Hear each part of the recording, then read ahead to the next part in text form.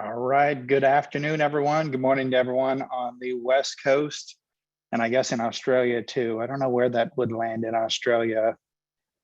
I'm going to say early morning if we have anyone in Australia. And welcome to this newest edition of the MSP Success webinar series. And we've got our good friends at Intel and Dell here. We've got Eric along with us, Eric Townsend.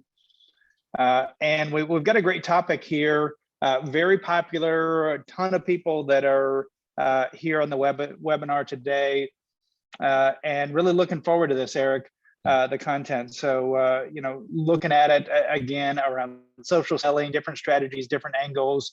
And I know this is an ongoing webinar series. We're going to have 2 more of these later in the year in Q3 and Q4.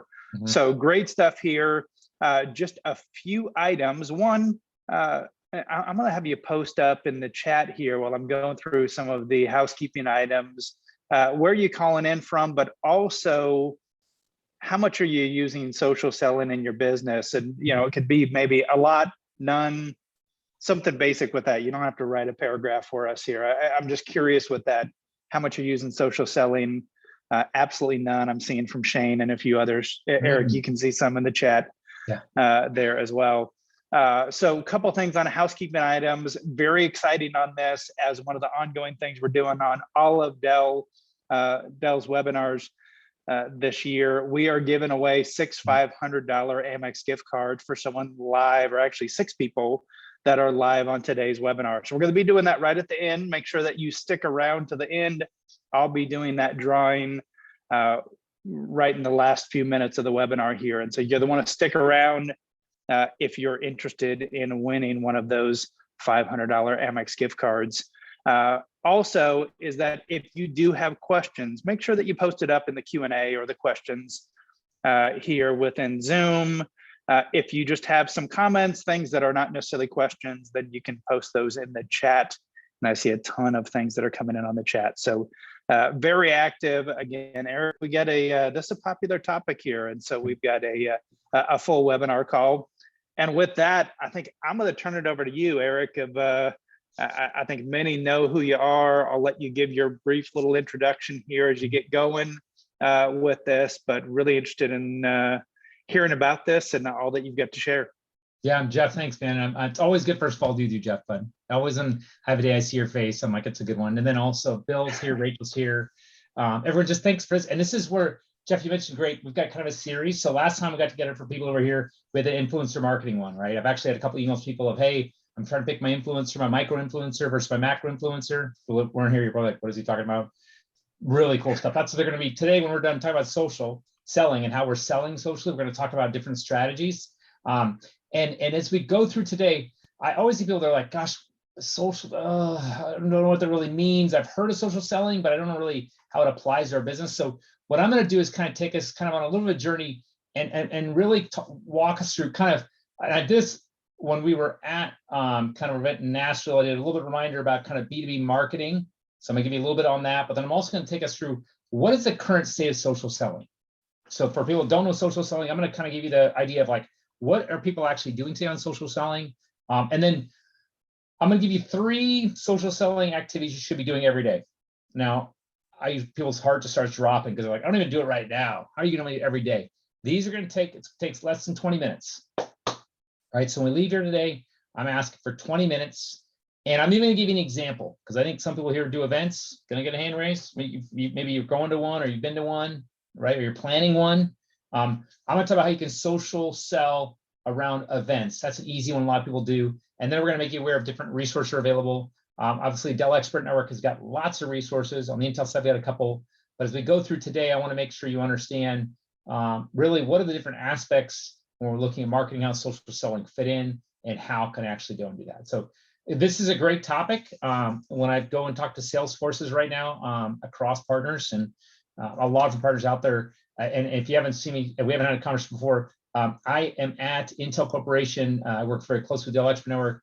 I work with a lot of partners in that SMB space. So think small, that 0 to 100, medium 100 to 500.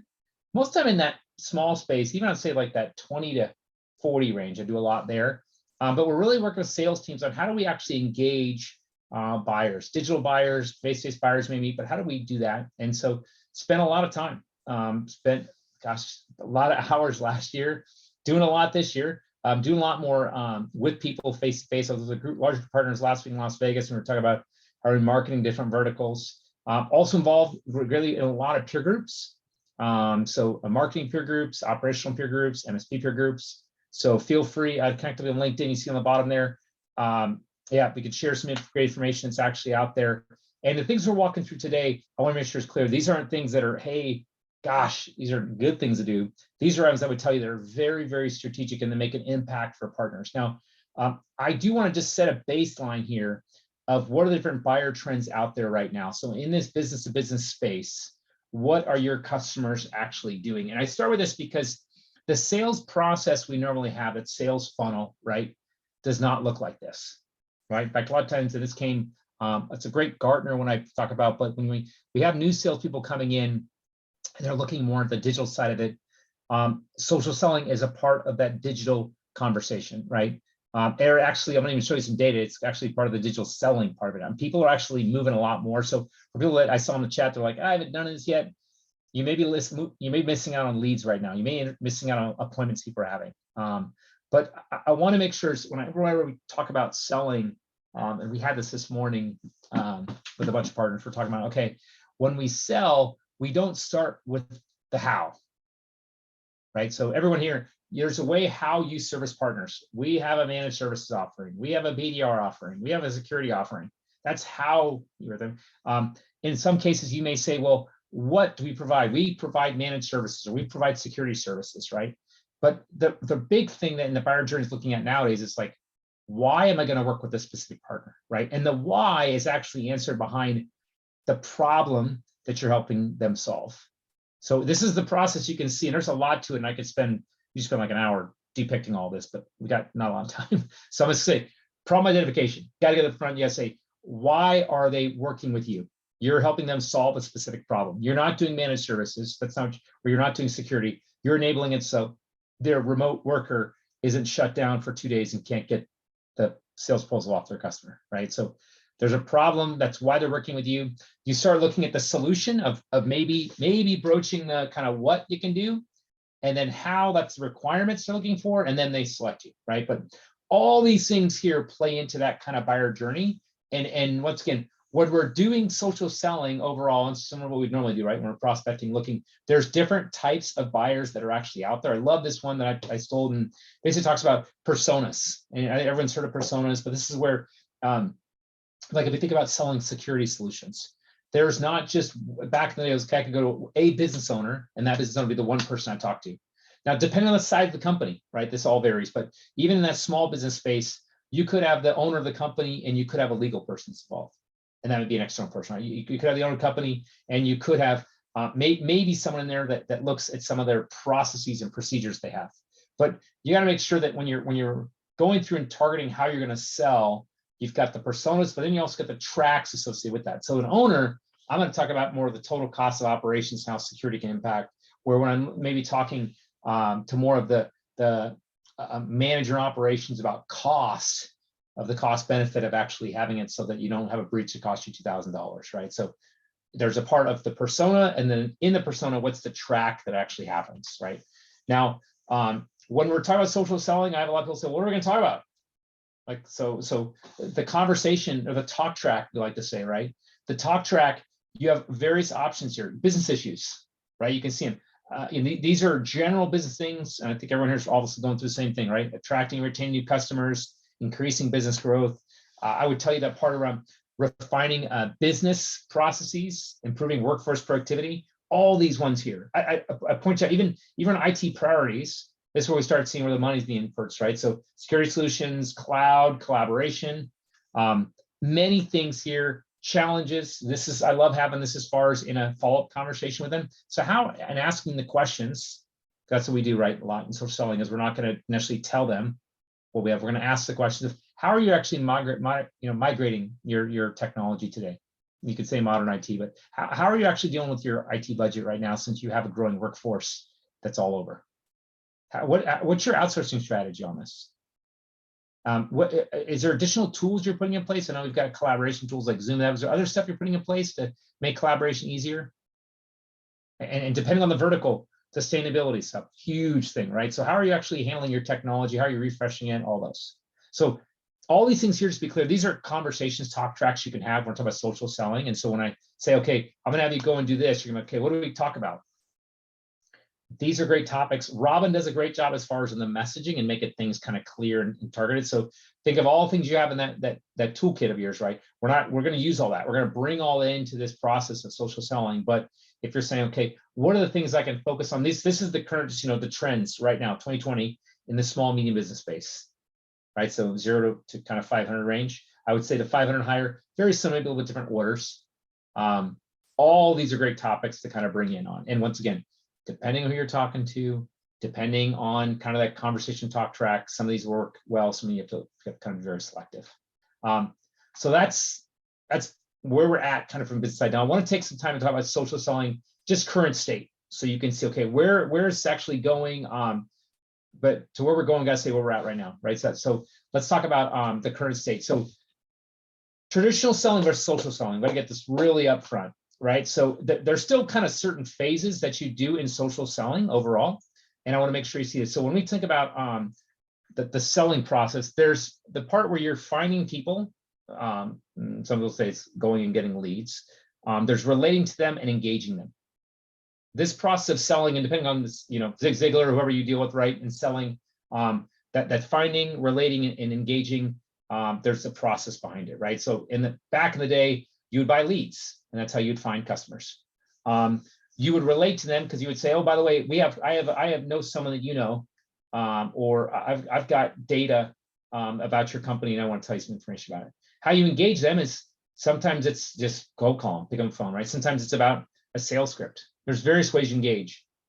That's the traditional way of doing it, right? That's how we've kind of been doing it for a while. Now what's happening is we're changing the way we're actually now social selling. Is not easy. I'm not going to say, hey, all of a sudden you just fire up a LinkedIn account and you're done.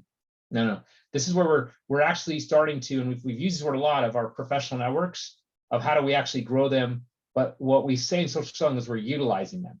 So if you don't have, which most people do have some type of social network online set up, if you don't, right now, I'm going to focus on LinkedIn for a little bit, but there's many places you can go. There's online communities with verticals. There's online communities with your local businesses out there. But specifically, if we just look at LinkedIn for a minute, those professional networks, how do you make sure that you're actually not only increasing the reach with your side, so personally, right, salesperson, but then also within your company? I'm pausing for a second. So I said two things. One, yours, right, as a salesperson, but you also have to make sure your company has a presence. So for any owners that are out there going, hey, okay, so, but our main LinkedIn page is the company page, which is my page. There's two separate ones. When you're social selling, there's an aspect where the company will be selling, right? Basically, that's your existing customers, maybe to some new people, right? On messaging that they have around success stories. They may have things that they're putting around new solutions that the company's growing on. So that's got to be one thing. But then you also have to social sell yourself, right? As far as you have your own piece. As much as possible, we want them to line up. So a lot of times when I first talk about social selling to partners, I say, what are you doing to line up? If the company says, hey, we do all this great stuff in security, and no one in the company has security, that's a mishmash, right? So a little bit up front in this whole process of social selling is alignment on what is the company saying we're going and doing, right? The what side, a little bit of the how, and then how do we make sure this is lining up with our people out there? In the past, it wasn't really like you really had information about you. You were calling people, right? You were really, but now you're actually being a lot more engaging. So that the company social network, personal network, both those are coming to play. And it's a lot more of, you have access to people you may not have before. So the key decision makers, you have access to them, right? Now, when we talk about relating with them, you're now really going with real people. You will know about them. You'll be able to get some information about them, not just only their role in that, but like when they're going through and maybe commenting on different topics, they share things, you're going to see all of that. And that provides different insights on what are they really interested in. I have a lot of partners when we're doing social selling. I say prospecting and selling are two different things. Prospecting, I don't know about them. Selling is I have something about them. So in this world of social selling, there's not as much of just prospecting, because I already have a good idea of I can sit and I can see where they're actually talking about, what forums they're a part of, what groups they're a part of, what they're posting on. If they are, if they're not, I get a lot more information. Now, obviously, when you start, and this is a great thing about social selling, is you're using networks, right? So if they know someone and you know someone, great. And if you know that person really well, you may say, by the way, can you call like a kind of a warm introduction on them, right? Also, you can say that we have, everyone's got really relevant conversations going on, because you'll know, okay, if they're not in this one group, or they're not making comments on this one thing here, or they're not, sharing, you can see a lot of things, they're probably, and we'll talk about this next time, but account-based market, they're not the right account for this. But in social selling, you're, like I said, you want to have introductions, you want to make sure you're having the right conversation, and you really want to have kind of a process built in around how you're actually doing. You're really bringing them through the whole selling process, right? So it's not just, hey, are you interested in it? It's transactional. There's a process goes with it. So people say social selling and they think it's only about as far as like posting things on Instagram. And I'm like, no. It's a lot more around that, of actually understanding who your accounts are. Same thing I have with traditional selling. It's just now you're doing it more in the digital format. And it can be, like I said, LinkedIn is one way people hear a lot about, but there's other networks out there that you can do it with, right? So your local business journal, they have a whole network they have involved, right? Any specific vertical groups that you're a part of, right? So there's the National Law Association, right? There's a dentistry group. There's certain verticals, nonprofit groups they have that you can get in access with. So many different networks you can get access and do things with. And that's just the first part of traditional selling versus social selling, right? Now, there's a lot of people out there that have been talking about this for a while. And it's basically in social selling, you can say, I love this part. It says, we do not have a choice of whether we do social selling. The question is how well we do it. And I'm a big fan. It's you if you're in the sales process, or in kind of lead gen, or which of your company, most along the selling side, you really don't really have the opportunity to say if I'm going to do it or not. If you're not doing it, other competitors are coming and actually getting contact with those people right now. So, and I'll show you more and more data. You're going to see this go, oh my gosh, we have not been doing this. And they're probably, if you've lost accounts in the last 12 to 24 months, may have resulted from this, right? So I just want to make sure clear, it's not a, can we do it or should we do it? It's, if you don't do it, you're going to see differences as far as in that new customer acquisition. Existing customer, there's a whole nother process we could talk about with existing social selling, and how do we go deeper, more share wallet. That I'm not saying it's social selling, we don't do it, it's going to stop it, but new customers definitely. Be clear, once again, there's lots of different ways. But 7% of buyer's journey is completed before they have an interaction with their sales team. So you're like, what? Nowadays, let's say it's 4 sources. If you round up, it's 4.4. So if you want to go 4.5, but they're interacting where they're looking maybe on your company website, maybe on your company YouTube page. You may have something where people are actually going to Facebook, or sometimes even Twitter, maybe a blog. But LinkedIn is the most time where B2B is looking at. In fact, I had another vendor partner of mine that actually says, funny, by the time he meets a partner, they've already seen all of his YouTube videos, because YouTube is the number one search engine, if you know that, right? So, but that's when we look at the social selling process, the more advanced you get, we start with LinkedIn because it's the highest impact. But when you start using social selling, it's kind of like when you do normal selling, right? It's like, okay, well, would you only use the phone? No, you're going to meet them face to face. Are you going to use email? Yes, right? You have all these different ways you actually engage them. So I will tell you, does it, the impact on a buyer, right? Think of like partners that they're using, and LinkedIn is definitely very big, but that use of community and blogs is really key. And so LinkedIn is a property, to be clear, right? It's not a community. I mean, it's a place you can go to, but there's a lot of other communities and blogs that are actually out there. So when we think about the engagement that we can have, there's lots of tools out there. I would tell you LinkedIn is probably one of the better ones, but community and blogs are important. And the reason why is because this is part of the purchase decision process they're trying to make. Remember how I showed you the whole thing around where they start with the problem and they move forward? That supplier selection, sometimes they've already made, like I said, that decision before they even get to you.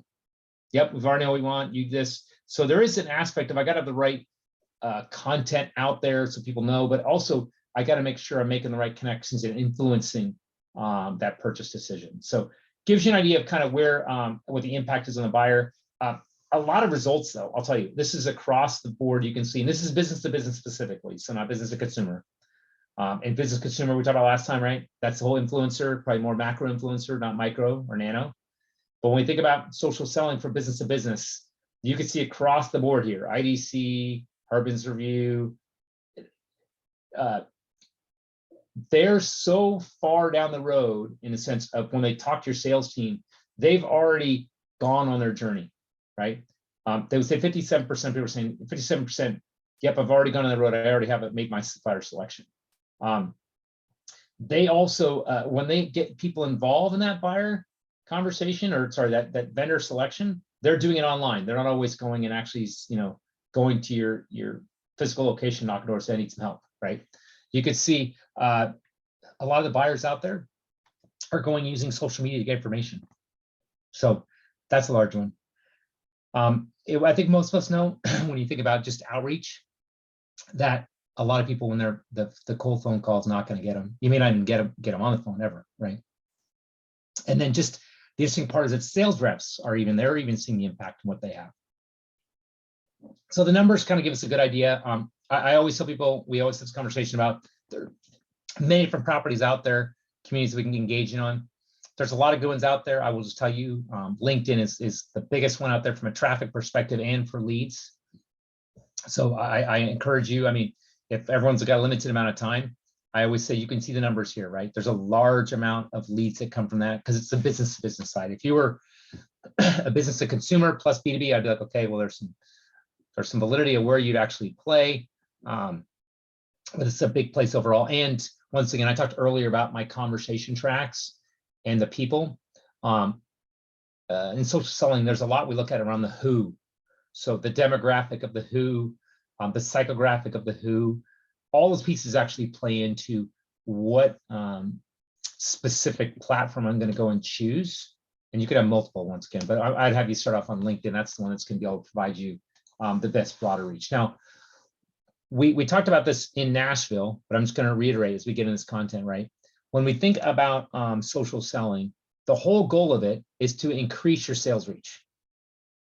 So this isn't about the awareness stuff. This is increasing sales reach. I want to go through and I want to increase my reach in that sales process, that purchase intent. I want to be directly in that. And so when I showed this in Nashville, we were talking through all these different pieces, and I said, there is a part of social selling where you're actually going to be listening to, and really, and you're kind of now getting it. You're listening, but you're also seeing what your buyers are doing out there, what content they're engaging with specifically, who is actually in their network, what interaction they're having. So if they're liking things or commenting on things, you can see, is that from your competitor? Is that just a new area of technology you're looking at? You also have really good visibility as far as on competition. If they have some of your competition that's in their network, right? You also get an idea of just when you're looking at your kind of selling contacts you're going at, you may actually have to make sure that you're putting additional content out yourself, and we'll talk about how you can do that. But that is something that it isn't just going and making a contact, but there's some engagement nurturing you'll have to go and do. And that's the whole sharing interaction. And then there will be some stuff that when we talk about, there's lots of different tools, and this is not a tools conversation of, okay, what's the best tool to use to engage people in social selling? But just know that you will still have metrics with sales. You're still trying to close things. You're still trying to have that actually happen in the selling process. So these are kind of elements of it, but takeaway, social selling should be increasing sales reach. So as we always say, there's got to be some metric you're going at. If there's not some metric so it could be the number of leads you're closing. This could be as far as the revenue coming from the leads, all the interaction. Maybe some actually companies have from our network, what's our growth we're getting? People that were not knowing us before, what's that percentage, right? And then the people that are in our network, right, that are already with us, was that. And that's a really good idea of like, okay, remember I told you have to have one for your company network, and then your professional network. If this is not making a lot, we're getting a lot of new people here, which is great. This one's got to beef up. So, okay, so let's get into kind of the gist of, the top 3 social activities you should be doing every day. So these things are like, I wish they'd be like earth shattering for you. For some people, maybe earth shattering. For folks like, yep, that's something I'm already doing. If you're not doing this, literally 20 minutes a day is what I'm asking for. Not beyond that. You can do more. I've got people that do more than this. I will also mention too that when you're looking at these activities, you can automate you can get different tools put in place so you can actually Hey, you make it 19 or 18 minutes a day, right? The first thing is you have to go and maintain conversations. So most people think, okay, cool, I've got some of my network, I'm good, I've got them connected. Depending on your sales process that you do, so I don't know if depending on your products and services, you could have a 30-day sales process that you've had historically. You need to make sure that you're not just reaching out to them once or twice, that you're actually going through and having those regular connections with them, right? So and those updates to them, those can be personal ones, those can be public ones, but you have to really make sure that you're actually having conversations out there. And then also, I really do point out that when we're going in the social space, special selling, when we're posting information or having conversations with people, it's got to be stuff that really mixes, not just around products, right? I mean, from Dell, Intel, we love our stuff, right? Great strong stuff, but how do you make sure that you're putting relevant information out there that may not just be related to a product that you are selling or a software you're selling? So I've a lot of times partners been really successful in social selling where if there has been some type of security instance that's come out, they'll reach out to their specific network and have a very targeted message, right? Once again, depending on who they're talking to, but they'll say, okay, by the way, I don't know if you just saw this came out, but here's something that we're actually, if it's an existing customer, here's how we're solving this for you. If a new customer, hey, here's something that we have in place that could help you. And I would say that when we're doing social selling, that maintaining conversations, that's with prospects and existing clients, right? Because once again, most people know they've got their device, right? That device, a lot of people this is how they do their communication. They're not doing it on a big device, bringing them around. And if they're traveling nowadays, with when people are out and about, you've got to make sure that you have interactions with different people's posts too. So if they're posting something, feel free to engage with them. I always tell people that when you're working with new customers, you don't have to go through and engage every one of their posts. It's kind of stalkerish, right? We just got to go through and say, look, let's get this information. They're putting something out. Hey, very interesting comment you made. Here's some relevant information tied to that, but you want to add on to kind of their stories they're putting out. So maintaining conversation and for my sales folks out there, right? Okay, how about you do that in 20 minutes? That's where you want to make sure it says post updates regularly, but not too often, right? Interact with your customers posts, right? It's not saying daily, right? So you may say, I'm gonna segment my customers, my A customers, my B customers, my C customers. We've had this before of like, who do we go at? So you may say, hey, C customers, make it really quick, maybe once a week, B customers twice a week, my A customers, I'm going to be looking at them pretty regularly. So there is still sales segmentation that we're not getting away from. All those processes around that, this is just another way you're going to actually go and engage them. So maintaining conversations, first thing. Next thing is around making connections through groups. So this is the one thing I'll tell you that's unique. I try to pick an old school picture you could see or make it real easy. But like there's a lot of groups that are out there, and I'm going to focus once again on LinkedIn, where you can actually go through and engage with people there. So if you're like, hey, and this is down to a geographic level. So if you're like, I'm in Atlanta, Georgia, which I'm not there, but if I was in Atlanta, Georgia, I could say Atlanta, Georgia, and then I could say, is there something in Atlanta around your vertical, right? They're gonna say Atlanta schools. So you'd be amazed how much is actually in there because they're networking themselves, right? So joining groups that really, I say support roles, industry purpose, really what is your company's helping provide? What's the problem they're solving? And obviously it's a lot of maybe IT stuff, right? We're thinking, but really getting specific on what vertical that you're targeting, what type of customers. And I think whenever you join a group, the different thing about a group than just being out in a community is that when you join a group, you have to actually add value. You have to be putting things in. The more you put in, the more the group recognizes you. That's you're going to build credibility, which is going to build trust in long term, which is basically going to have people interacting with you. And that's one thing I was saying when you start social selling, if you're doing it the right way, all of a sudden you're going to get engagements. You're going to all of a sudden people like wanting to talk with you. That's good. It's something like, oh my gosh, this is working. Yes, it does. It's no way to happen. So this is something we're really we got to go through and make sure we're regularly adding value in here and doing a lot of pieces for it. You obviously just don't want to sell to. You want to make sure that you are going through and providing perspective on it, right? But once again, you're not treating them like a prospect, right? You're trying to make sure that you're giving them perspective on different things for them to consider. So you got the pieces around kind of how do we go through, and we're engaging people, right? But the other thing I do is we got to start new conversations. So you've got things in groups that you're doing, right? That's existing. And that group conversation would be something that some of the groups started and you're just adding on to it. but you also have to go through and say, okay, how do I actually engage in conversation? Now, some will say, well, how do I find people? People will find you. LinkedIn sends the email every day of who you should connect with, right? You probably get those. So when someone links up with you, there's the standard thing of, hey, I'd like to connect your network. That's great. But feel free to follow back up with them. Be watching that too. I would also ask that if there's certain clients you're looking at, just like we do in the sales process, how can you look at their network and see how you can introduce them? And really, this is going to sound kind of interesting, but you always want to monitor your connections, meaning your first connections, right? It usually will tell you in a dashboard on the right of when they have new people they're making connections with. And that's something that's very important to have. So it's not just about your direct connections you have managing that, like our normal sales book that we have, but now you're actually seeing additional people, that additional layer in the sales book you never had before, that next visibility. That's something I would have you kind of think about is how do you make sure that you're managing that part? Now, I want to give you an example, right? So I'm going to go back for a second. So maintain conversations, right? Sorry, 20 minutes a day, maintain conversations, right? Make connections, start new conversations, right? So those are the three things you want to do. Now, people say, well, Eric, okay, that all sounds relatively easy. How would I actually do that? So I'm going to give you an example from an event perspective, right? So I want to give you how would this line up on the event side? And when we think about events, I want to be really clear that the event side of this is where you can be in an event or you can be running an event. That makes sense. So sometimes you are at an event and you're getting content there, or you're learning about things, make connections. You are participating. That's one side of it. There's also another side where you're actually going and leading the event. So both those can actually be used in social sharing, right? Because when you're participating in an event, you're basically showing it from that point of view. And once again, in groups, you could post something. Hey, I just found this out here. Individual contacts, maybe that people that you were new in the sales process with them, and you're talking with them, and they say, yeah, I'm looking for something like this.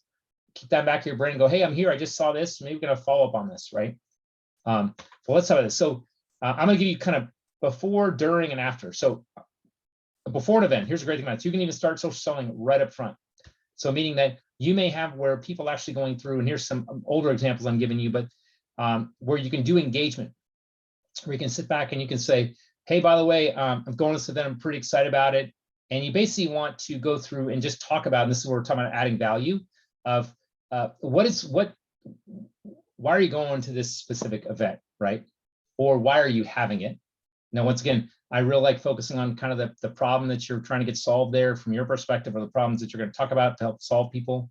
When it is, where it is, if there's an online option, this is a really good thing here. Once again, that part earlier about providing value, you're literally, even though you're going through and you're talking about your experience and what you're going to be doing, this is where you can add value. And once again, add additional credibility, makes that you add trust, and you can get more engagement. So pre-event, definitely go through and this could be anywhere from usually about 10 days before you'll start doing this. And think of, if you are doing, if you're going to an online event, this was a virtual event, you can start just kind of saying, hey, by the way, and you see this here, 10-day countdown, right? Here, I'm going to 10 days. I'm pretty excited because we're going to be learning about this. If you're actually someone's going to be on site, you can do a little earlier than that. You can do a couple days before. Doesn't be 10 days. I would really make sure though that you get the word out that most some people, they're going to just randomly share something a day at an event, but they don't really give the details of kind of what it's about, why are they there. They don't even give the opportunity for people that want to join, because invariably, if you're saying, I'm excited about this event because I'm going to learn this, you'd be surprised. I've had times where there's been online events that I've had partners at, and all of a sudden their customers are at the same event with them. They're like, hey, you're here, cool. And that gives an opportunity. Hey, let's talk offline on what you get here. So this activity before the event and engaging is really, really key. Now, during the event, this is where we talk about, once again, you have online events and you have on-site events. So online events, once again, you're going to remind people that you're actually out there. If you're going to something, as once again, just reminding of, hey, by the way, this potential partner, my vendor of mine, they're actually learning a lot. Also, if you're actually driving the event itself, you're reminding people about what's actually happening. So you've got that. The on-site events, I'll tell you, this is where we make it as visual as possible. I think you can do digital events like this. I've seen this done well, but as much as you want to engage people in the experience during the event, even if they're not there, because I'm not saying it provides FOMO, but you're getting people to go, oh my gosh, I'm not there. I'm gonna have to follow up with that person and figure out what they actually, what'd you hear? And that's the engagement side of it, right? Not saying it's going to be coming to a sales call and you'll be able to get them, but you're going to get them to engage in conversation, right? That certain conversation, managing the whole thing we had, those 20 minutes a day, this is an easy one, right? So during the event, once again, you want to make sure if you've got things online that you're basically giving, hey, here's what I'm seeing. On-site events, you want to make sure that you're giving pictures and other things that you can actually share. Now, post-event, here's what's really cool, and we've had this a lot where you want to provide your kind of, you're not sharing about the events. All of a sudden it comes from events, you don't share that. You want to actually put your own point of view that you actually got. So what were some aha moments you had? Maybe something that came from a colleague at your company, right? So it's all about your company. Anything you can add in, it can be something where it's local, which is great, but if you're like, gosh, it's not going to be local, you know, I mean, local, it could be something that you took, maybe it's something that is put out by the event itself, but how can you share some content that was actually at that event? So think of, you've got an opportunity to share and engage too, like, because you may have someone else that goes through and says, hey, I'm going to be at that same event, and you can be talking to them the same thing. So during the event, hey, where are you at? After the event, hey, what'd you take? The engagement, like I said, it's going to, that's what you're all about. How do I actually engage them? How am I actually bringing them into my overall cycle? So hopefully when you think about this from an event perspective, you got before event you could do, during, and also after. Now, I will tell you that, you know, there's lots of different ways that you can go and share things. I would tell you that the more visual you can make it, the better. But obviously it's professional stuff, I would say. So videos, pictures, always engage people. And there's lots and lots, I think we're gonna get a copy of this deck. There's lots of different ways on social selling, right? And I've talked about some of these ones of making sure you're helping, right? Couldn't spend a ton of time on this today, but really the activity of what channels are you selecting? You know, we already know LinkedIn is the best place to be at from a business perspective. And when we're even starting there, it's about low-hanging fruit. What are we thinking about when we're going engaging people that already know our company and our customers? Okay, we can do some, you know, kind of increasing the share of wallet, going kind of deeper.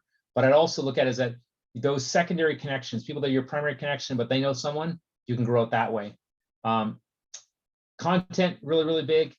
All these ones here, I would say that even I put it number 10, but being consistent is huge, right? And how do you maintain conversations? How are you maintaining the value you're bringing to everyone in your network is really, really key. And once again, this is where your company presence can help out a lot. They can be putting things out there, engaging generically your customers, and those are things that you can utilize. So that's kind of the tips for selling. I do want to make sure we go with a little bit of resources we have, because there's a lot of good resources that are out there. Quickly, I just mentioned about our Intel Partner Alliance program. I've got a lot of good content out there in our partner marketing studio. Feel free, intel.com/partner alliance. The key thing about it is that we've got different types of certifications you can use in social selling. And I don't go deep into this, but whether it's your Dell certifications, your Microsoft certifications, the Intel competencies, right? The more that you can actually have those out, that increase your acumen credibility in social selling, because they may not be able to meet you. They'll look and see what you have. They may go different areas just to see where you've come and what you put out there. But really, in this day and age of how do you make sure people understand the acumen you're bringing? That's a very key piece overall. And it may just be about your position, but it may be a couple things that you actually do, right? So partner alliance is a key thing. But I did want to take a second to kind of lean in, because you've seen on the bottom the Dell Technology and Dell Expert Network. And I want to kind of talk about that for a second. I've got a friend, Bill, here that can kind of help us. And Bill, we were at kind of Nashville, and we're talking to people. I know we've had a couple of falls, but for people that maybe weren't there, when we talk about Dell Technology and Dell Expert Network, give me a little about that. Yeah. Thanks for the introduction there, Eric. A lot of good content that you just spoke on. Yeah, my name is Bill. I'm with the Dell Expert Network. And yeah, I can just describe a few benefits of our program here. Basically, the Dell Expert Network is for MSPs and IT consultants. It's a rewards program that educates members, and it gives them rewards points for those members who recommend Dell to their clients. One of the main benefits that people like a lot about this specific program is you get a dedicated account manager. So anytime you have to call in, make a quote, You talk to one person. A lot of people love that rather than going through like an email chain and trying to get to the right person. Maybe doesn't get back to you right away. So getting to one person as an account representative, that is a huge benefit there. There's also a team behind that account rep.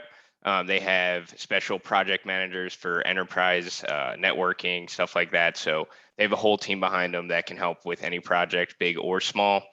Another benefit that we have here is we have shortcuts and support. So a couple of key factors here is we have something called Live Optics. Basically, it's a resource that you would get just from joining the Dell Expert Network. There's no cost involved there. But a big thing that it does is it just measures like resources that you use on site. And it just helps kind of build a good quote for your customers so you're not over or underselling them. A lot of the members in the DEN program do utilize this a lot just because you have like a clear window of what the end user's needs are. Another big topic when I was at an event a few weeks ago, people were talking a lot about the cloud. One nice thing about Live Optics is you can actually measure what the cost would be to spin up a VM in the cloud based on the measurements that it performs on. So a lot of people like that. Next thing here is a dedicated member portal. It just helps you keep all of your end users in line. It just tells you who your end users are, what you've sold to them. So if they ever come to you with an issue, you can go into your dedicated member portal, see what exact machine it was, get it fixed fairly quickly. So that helps our members to stay organized and things like that. Another big topic right now, especially, is you can get up to 5% back in rewards. So I can dive a little bit deeper into this. So basically, anytime an end user of yours makes a purchase, the consultant or MSP automatically gets 3% back in rewards for the order. If the end user decides to finance, you can get up to 5% back in rewards. And you can get a total of $5,000 in rewards per quarter. So that's $20,000 a year. And then right now, something that we're running for this quarter is we're adding an additional 3% in rewards. So if the customer, this is only for enterprise equipment. So if an end user purchases a server that has a Microsoft operating system on it and at least 5 user cows, you can get up to 8% back in rewards. So it's really helpful there. If you have any questions about that, my contact information is below. So if you have projects going on, please reach out. It's a pretty good promotion that we're running there. But yeah, that is just a little rundown on the Dell Expert Network. If you have any questions, again, my contact information is there. I'm happy to help anyone that is interested. I tell you, Bill, it was like you kept going through the rewards. I was like trying to get all the numbers. I'm like, okay, there's 8%, 5%. So it's like pretty. There's a lot. Yeah. So that's, for people here, they're sometimes, well, if we're talking about sales, money usually helps there. So, but yeah, it's a lot of, and I go back, I think a lot of partners, that part of having that dedicated account manager is probably is one of the best things, right? Because they can actually, if they've got someone they're trying to work with and get it done quickly. Build a relationship, so you can kind of just keep on the same page. A lot of MSPs like to keep everything uniform. Right. So it's just nice if you talk to that one person, they're pretty much on the same page as you. The longer you work with them, the easier it's going to be to get these quotes out and get a competitive price from as well. Yeah, cool. Okay, so folks, keep putting in the chat on those. When I look at kind of everything we've kind of talked about today, from a next steps perspective, I really just have you think about, we've got lots of different technologies we're using out there and talking. We've got engagement at Dell Expert Network, and we've got things on Intel Partner Alliance. But I did want to make sure we go into Q&A. And so, Rachel, you come back up. What do we got as far as for our questions coming up there?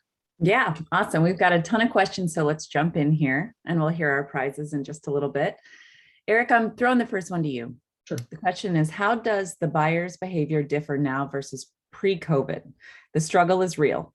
Inflation, supply chain, etc. How do we pivot with social selling? Yeah, that's a great question, Rachel. We were actually so funny. So, it's weird. I almost say go back to like the business basics I tell people. So if in this time right now, we will probably over the next 12 months go back to business basics. So it sounds real awkward, but like, hey, sharing things about budgeting. It's really good. So like everyone wants to have a standardization on budgeting. It sounds awkward, but it's like, hey, by the way, here's how you can look at your costs. I think also a really big thing that we're having is that just how companies are operating their policies and procedures. And like I said, this is basic stuff. It sounds kind of awkward, but it's like, how are they actually allowing, I'm thinking technology, Rich, right? Like, hey, by the way, no, not everyone can go buy whatever. We want to have some type of standardization that comes in place. So here's what our policy and procedure around getting new technology, right? And the last part too, that I was in a conversation this morning with some folks, and this is like around the world conversation, is so we all know there's actually, you know, this whole great resignation, great resentment, whatever you want to call it, right? People moving around. But like when people are getting onboarded into a company, how do we make sure that their experience they have, the productivity they have, that it's not just about like people that are on a hybrid team or that they're virtual, but they're actually part of and they're participating on the team. And so that aspect of, and it comes down a lot to as far as technologies, how to support everything like that. But I think the business basics conversation, Rachel, is going to become really, really big. And I think there's a lot of great content. That's the best part about it. Like someone's like, I was talking to someone yesterday or something, okay, business basics. So what can I share? And I'm like, there's a guy named Dave Ramsey. It does a huge thing on budgeting. Has 1,000 YouTube videos. Easy, right? Just I mean, there's lots of stuff out there that you can actually grab on business basics. You don't have to create any of that. Fantastic. Fantastic. Bill, jumping over to you for our next one. We've got a number of questions on the Dell Expert Network program. So I think we can answer a lot of them if you explain kind of the difference between the Dell Expert Network and the Dell Partner Program. Yeah, no, absolutely. That's a big question that I get all the time. So the Partner Program is primarily for MSPs that resell hardware. The DEM program, so basically you would not be reselling hardware. Basically, you'd be bringing the end users, your accounts would be connected to each other. So if you bring your end user to purchase directly from Dell, they make the purchase completely, but then you will get the rewards from it. Any order, you get 3% back. And then, like I explained before, you can get up to 8 right now. But yeah, the main difference there is the partnership is for reselling hardware. And then the DEN program is you would not be reselling hardware. Your end users would be buying directly from Dell. Thank you. And then if anyone has any questions regarding kind of which program they should participate in, where should they go? Yeah, you definitely email myself. I have the links here with the Dell Expert Network, but yeah, it's a pretty easy email address, bill.mitch@dell.com. If you have any questions, if you do want to make a switch, I can look into your account and possibly switch you over from a partnership to the Dell Expert Network program. So yeah, feel free to reach out, and I'm happy to like look into it for you and see if we can get you in the program here. And Bill, that's for all technology, right? Is that just only for PCs, or what's that play in? Yeah, there's really like not a limit here. I mean, it's for client machines, PCs, laptops, enterprise equipment, servers, storage, networking. It is for any and all purposes. Cool. Cool. And that program is available to Canada as well? So we do have a program, I believe, in Canada. I would not be the person that like you would go through, but I can definitely get you in touch with that person with our program that is associated with Canada. Yes. Awesome. Awesome. Okay, let's jump back into social selling. Thanks for that, Bill. No problem. Eric, the question is, if you're struggling with people interacting or reacting to your posts, what should you do? Yeah, so, and Rachel, I asked questions about like how many people I'm targeting. So if I'm targeting a broad spectrum of people, this is where we get really prideful in the content we have. We're like, oh, my content's just great. I'm like, I would then start looking at in my network, because I'm not going to millions of people. I would start saying, what are they liking? What are the valuable things they're picking up on? Like, who are they actually things from? And I would go and start seeing that content come across and see maybe just starting to share some basic content there, or curating multiple things that are maybe being looked out there. So like if someone's saying, hey, people are watching things around the DoD and security, great. Okay, I can share that, that's great. But then if there's something locally that I can share that's tied to that, and I can kind of have a curated piece. And then I think the one thing Rachel happens a ton that partners run into is they think like, okay, I'm going to share something like once a week or once every 2 weeks, or why aren't they engaging, right?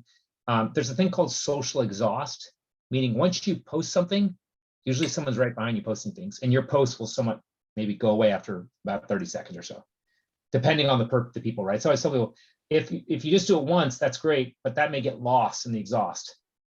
So we got to make sure we're doing some regular thing. And it's very chill, because I always tell people, like, target when you do it. So like if you're posting after work at like 6 o'clock at night, may not get a lot of people because they're not they may be disengaged, right? Now people working all the time everywhere, which is great. But I'm trying to say, what's those times that you really think, if you know your buyers really, when are they actually engaging, right? So I'm going to go on a limb, like tomorrow afternoon or Monday, probably not the right way to be, social selling. People are probably not going to be as engaged, right? But that's something to be aware of. It's okay, what's actually happening, what local things are happening, what global things are happening, things like that. Cool. And I think this next question is gonna just extend that. And you touched on it a little bit, but I want to ask it because I think it's a really important point. Question is, do you always have a money-making offer at the end, or is it okay to just be informational? Yeah, no, I would ask Rachel, that where are they at in the process? Like, where are they at in my funnel, right? So if I'm just engaging them, right? Okay, the more that I get them in, then I'll actually talk about more of our company. But right up front, I may not. It may be informational. So it goes back to that part. There's all these different people that are in the process, those personas, and that the conversation track I'm having with them. But then there's also a kind of a vertical that comes in that, right? How long have it been since I've been with them? So if I've only talked to them, like I made a connection a week ago with them, I'm not selling anything with them right now. I got to build trust and credibility with them. Some people say the number's 30 days online. Some will say it's 45 days. I don't know if there's an exact number of days, but I do think that there's actually phases you go through to build that credibility with someone online. And it also, people would say, there's a book called Influencer. They talk about the amount of like touches you have. So regular touches are happening more than double digit in a week, meaning not just you, but they're touching back at you. Then you can start getting, it moves along in that vertical continue much faster. But if you're putting something out to them and you're not getting anything, and all of a sudden you come and say, hey, let me sell you this, that'll land kind of flat. So I'd say just watch your touches with them. And then once you start feeling that coming back and forth, then there's a lot more depth. If you're just going to them, which will happen. I mean, some people, they just don't engage, right? They're not engaging, just keep kind of, but sooner or later they're going to come back. And then you just have to go back and forth. The more you have that back and forth, that's where you can then start giving. And what's going to the offer, I get even nervous on using that word offer. I'd almost be like, okay, what problem am I solving? And then I want to get them engaged. I want to get them beyond just a connection or a video or something I'm doing with them. So cool. Yeah. I'm going to ask one more question. We have so many great questions. So I want to first of all say thank you to everyone for putting this in here. I think this one could sum up. Eric, is there a common mistake MSPs make when social selling that we can kind of give a heads up to avoid? Yeah. So they talk, well, I would say this is from end customers. So like think of us, so like a small business or medium business or that. When you're engaging with the customer, everyone here is usually about 10x more technical than their people. So when there's things referenced, they have no idea what a BDR is, or they don't understand what a SIM is, or they don't understand. So we're putting stuff out there and they have no clue what some of the stuff is. And so I would almost be like the term that I learned from a really smart person was, you have to speak to your audience. You're not speaking to you. And I was like, oh, and like, yeah, you speak to your audience. So I'm not saying you know more than them or they know less. It's more of you're speaking to them, like how would they understand it? So like if I'm doing stuff from a vertical perspective, let's say it's with dentists and I'm talking about security, well, why do they care? Well, there's compliance. So I would speak to them as far as that problem I'm solving, but to them, I'm not going to say, well, I have an EDR that can actually make sure that things are whitelisted. So they're like, what's a whitelist? What's EDR? So kind of that part of really understanding and kind of speaking to the customer, not speaking about us. Awesome. Thank you. So helpful. And as a reminder, I know Jeff noted everyone's going to get these slides, but to be respectful of everyone's time, we'll pass it back to you, Jeff.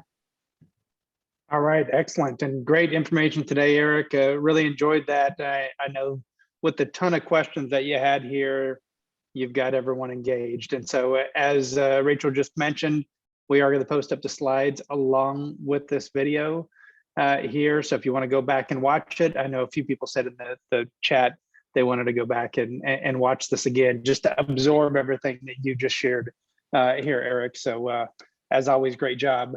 I do have the winners. I just verified everyone is still on the call here with this. As I joked last time, is that this is the only call when we give away $3,000 at the end, where we have more attendance at the end than we did 5 minutes from the end. So I don't know if someone popped back on there or not with it. So I'm going to read them off here.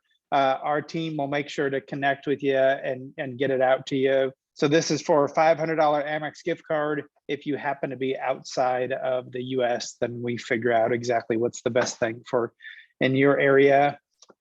First one here is Mark Adair. So Mark, I know Mark's in Oklahoma. So Mark, you get a $500 Amex coming your way. Next one is David Lawrence. So congratulations, David. Next one, our third winner is Susan Borgos. So congratulations, Susan. And then fourth is Mike Bundy. Mike Bundy. Fifth is Brian Longworth. And last chance as a winner here, our sixth winner of $500 Amex gift card is Jesse Polito. Congratulations, Jesse. So those are our winners for this. Everyone's a winner, I guess, with your content there too, Eric. So we'll give everyone one a prize with it. So thank you everyone for being on here. Thank you, Eric and team. If you have questions on the Dell Expert Network, make sure that you contact Bill. His information is on the screen right here. Great program that Dell's put together, and Bill can get you all the answers that you need. So thanks all, and look forward to seeing you in just a few weeks on the next edition of the MSP Success webinar series. Thanks all.